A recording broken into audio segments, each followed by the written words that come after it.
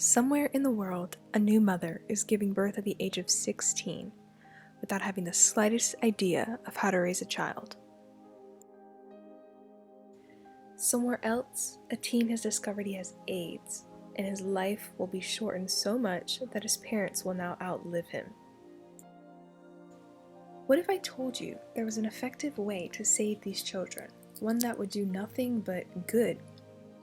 Hello, my name is Amaya Brown, and today I want to tell you about the power of education, why sex education in particular should be annually required among teens and young adults. Now, we've all heard the saying that knowledge is power, but it's also independence. According to the National Association of School Nurses, it allows young people to make decisions that are informed, responsible, and healthy. But STDs not only affect adults, they affect teenagers too. This could be easily prevented with the simple implementation of education, so it's really something that we should be doing right away. We're able to understand and deal with things that we are more informed about or educated on. According to the CDC, in 2016, there were 162 deaths among youth with diagnosed HIV in the US. So just imagine how many of those were undiagnosed. First of all, we need to understand exactly why we should even be focusing on sex education and how much we know about it. There is a problem within the education system in America, and that is that it's lacking in extreme. Sex education should be something that is readily available to all of us, regardless of our age or what grade we are in. Yet, America's education system has failed to adequately provide it to us. The CDC, or Center for Disease Control and Prevention, itself even states that addressing HIV in youth requires that young people have access to information. And this is yet another reason why sex education should really be required. Furthermore, sex is unavoidable, yet we continue to push the problem away and refuse to address it. According to PlannedParenthood.org, more than half of US teenagers have had sex by the age of 18. This refusal to address the problem leads to death and suffering among the youth. Every year, thousands of teens are diagnosed with HIV and AIDS, and thousands more are even going undiagnosed.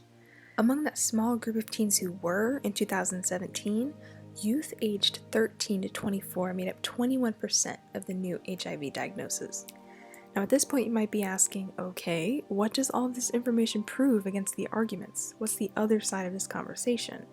3 of the most common arguments against sex education are that it would make matters worse or encourage teens to have sex rather than prevent it, or it wouldn't make a difference or wouldn't even help the situation, or that it would be a waste of money for education within schools.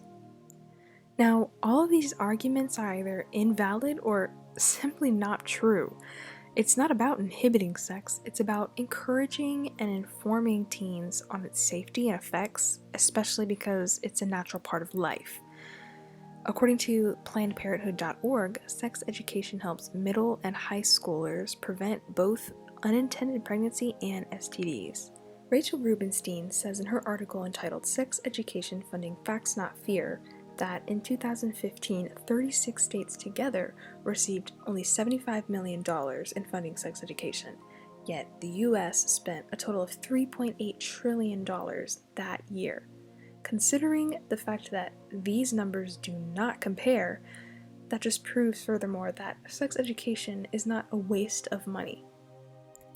Now, for every problem, there must be a solution, and of course the most obvious would be that every teen should be required to take one sex ed class a year.